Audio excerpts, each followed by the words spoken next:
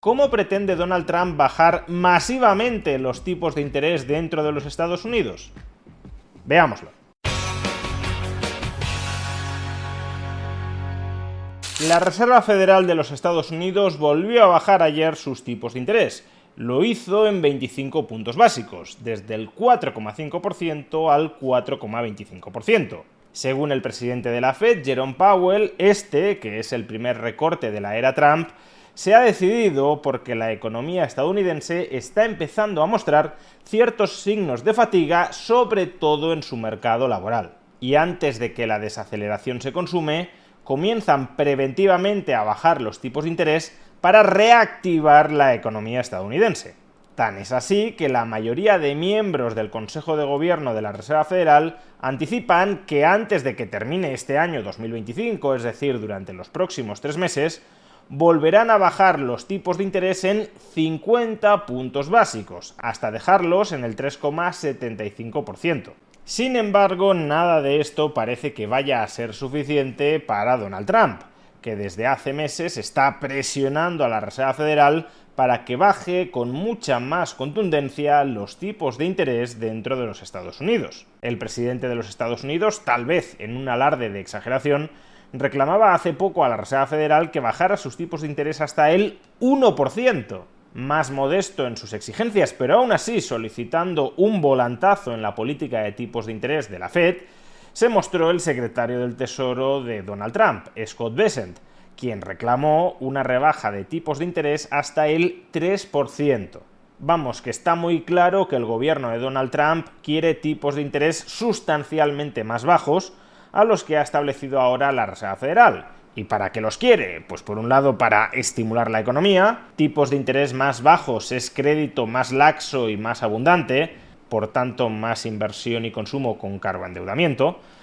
pero también quieren tipos de interés más bajos para rebajar la factura de gastos financieros, de intereses, que tiene que abonar el Tesoro estadounidense sobre toda su enorme montaña de deuda pública que, a pesar de toda la retórica previa de Donald Trump, no deja de crecer dentro de los Estados Unidos. Pero claro, la Reserva Federal es formalmente independiente y, por tanto, los miembros de su Consejo de Gobierno no tienen por qué hacer caso a las exigencias que formulen en público tanto Donald Trump como Scott Bessent. Y siendo así, ¿cómo pretende el gobierno de Donald Trump doblegar a la Reserva Federal para que termine haciéndole caso? Pues ir colocando dentro del Consejo de Gobierno de la Fed a personas que sean afines o que estén alineadas con los intereses y con la voluntad del gobierno de Donald Trump. Y en este sentido, en la reunión de ayer de la Fed, ya participó el primer consejero nombrado por Donald Trump en este segundo mandato.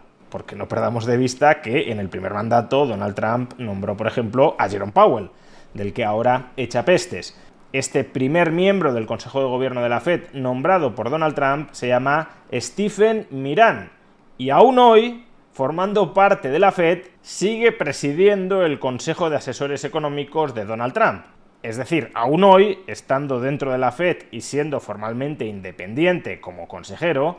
continúa formando parte de lo que sería el gobierno extendido de Donald Trump. Y hay veces que cuando los gobiernos nombran a un consejero, a un vocal para un organismo independiente, luego ese consejero, ese vocal, desde el organismo independiente, hace lo que le da la gana al margen de cuál sea el criterio, la voluntad o los intereses del gobierno que lo nombró. Ya he mencionado el caso de Jerome Powell, que fue nombrado por Trump y desde luego ahora mismo no repite el argumentario de Donald Trump. Sin embargo, en el caso de Stephen Miran, hoy por hoy sí está reproduciendo al dedillo toda la política monetaria deseada por Donald Trump. Primero, cuando hace unos pocos días el Senado estadounidense confirmó a Stephen Miran como nuevo consejero de la Fed, Miran insistió en su declaración ante esta Cámara que era muy importante que la Fed no solo se focalizara en estabilizar los precios, en luchar contra la inflación, o en impulsar el nivel de empleo dentro de los Estados Unidos, sino también en lograr su tercer mandato, consistente en reducir de manera estable los tipos de interés a largo plazo. Es decir, que Stephen Miran quiere una Fed mucho más activista a la hora de intervenir en los mercados de deuda pública para conseguir abaratar su coste en beneficio del Tesoro. Y de hecho, ayer Stephen Miran fue el único miembro del Consejo de Gobierno de la Fed que apostó, que defendió un recorte de los tipos de interés no de 25 puntos básicos, sino de 50 puntos básicos. Todavía más significativo, Stephen Miran desea que la Reserva Federal fije sus tipos de interés a finales de este ejercicio no en el 3,75%, como anticipa la mayoría de consejeros de este organismo, sino en el 3%. A una distancia, lo podéis ver en esta infografía, bastante considerable de todos los otros miembros de la Fed. Los otros 17 consejeros de la Fed, que se dice pronto, defienden tipos de interés a final de año del 3,75% o más altos, y Stephen Miran defiende unos del 3%. Por cierto, ¿os suena de algo eso de que los tipos de interés de la Fed deberían estar en el 3%? Sí, es exactamente la misma cifra que dio hace algunas semanas el secretario del Tesoro de los Estados Unidos, Scott Bessent. Por tanto, Stephen Miran está replicando dentro de la Reserva Federal el argumentario del secretario del Tesoro del gobierno. O quizá fuera al revés, quizá el secretario del Tesoro del gobierno estuviese replicando el argumentario que previamente había elaborado Stephen Miran.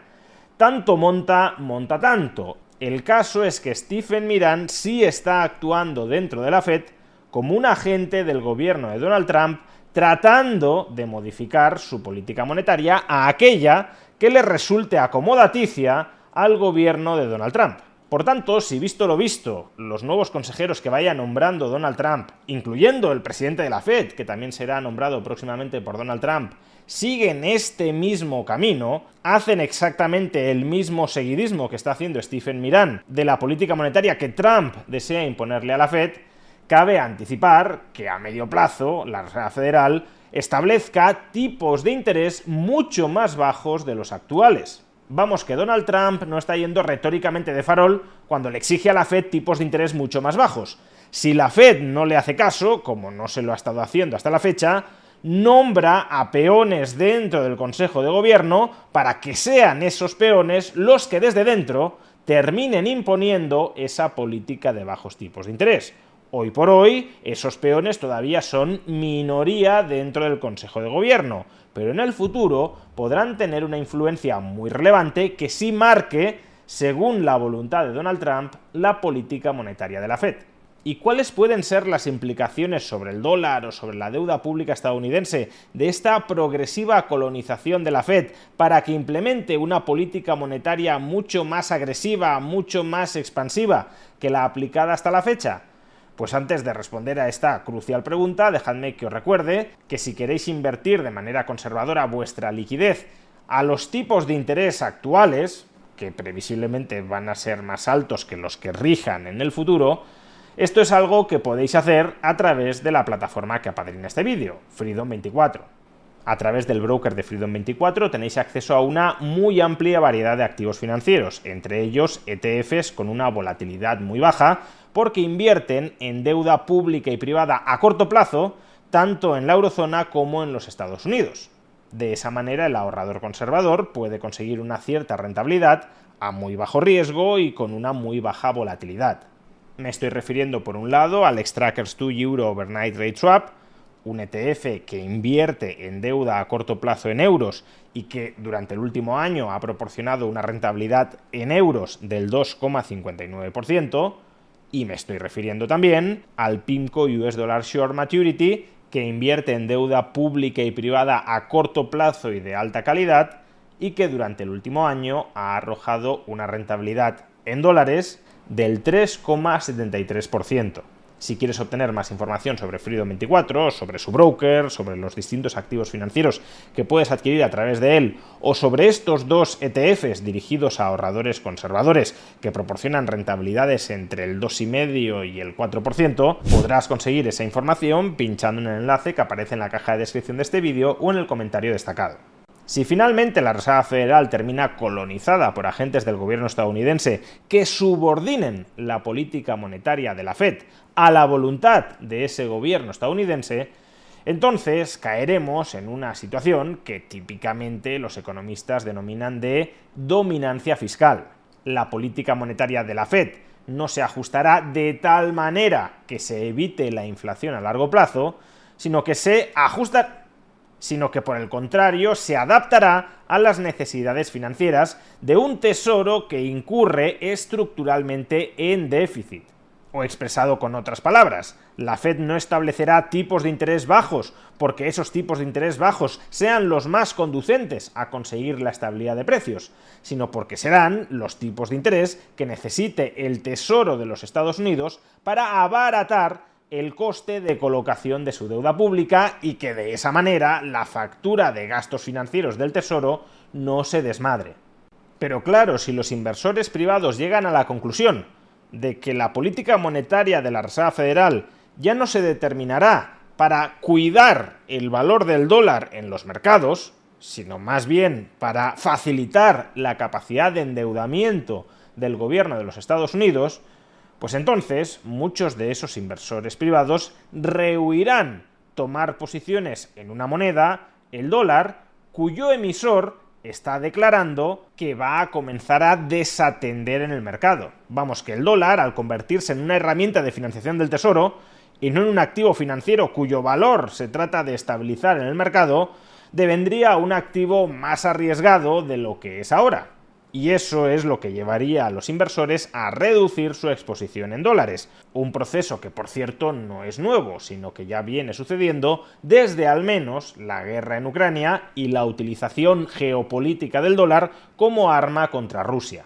Y cuidado, esto no significa ni mucho menos que el dólar vaya a dejar de ser la principal moneda de reserva internacional, porque esencialmente no existe ninguna alternativa válida. Pero sí significa que el sesgo inflacionista implícito al dólar estadounidense tendería a incrementarse. Es decir, que la inflación estructural a largo plazo dentro de los Estados Unidos sería más elevada porque la demanda de dólares se reduciría en términos relativos. En definitiva, no hay almuerzos gratuitos. Si el gobierno de Donald Trump consigue bajar de manera muy considerable los tipos de interés a largo plazo a través de una política activista y subordinada a la voluntad del gobierno del Banco Central estadounidense, todo ello impactará en un mayor descrédito de la Reserva Federal y por tanto del dólar. Y eso equivale a decir que el dólar se convertirá en un peor dinero y por tanto en un dinero menos valioso.